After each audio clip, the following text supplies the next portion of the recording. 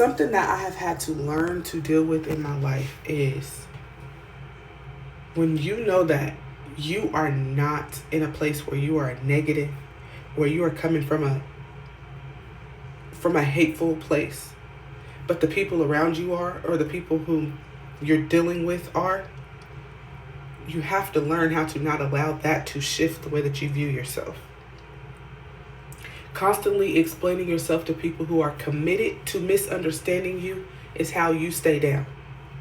There are so many people who will never view you as who God has created you to be because they don't view themselves as who God created them to be.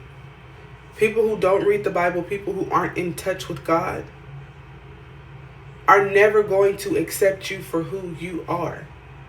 Because you know who you are, and they still don't know who they are. They're still living in an identity crisis.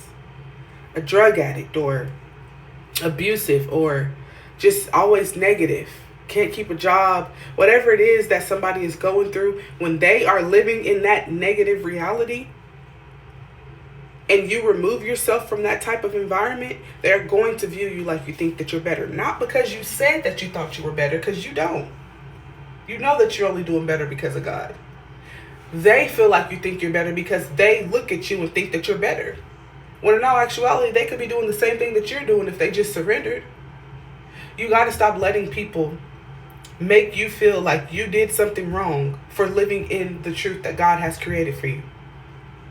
Because they're living in a lie. If you're living anything opposed to what God has for you, you're living in a lie. And I've lived in lies majority of my life.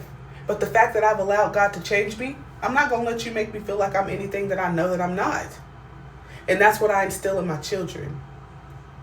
And it's so hurtful sometimes when it comes from family, but at the end of the day, Jesus' family didn't accept him. So if my Messiah's family didn't accept him, why would I expect mine to? You have to love God enough to still love people regardless of how they treat you. But stop letting people change the way that you view yourself.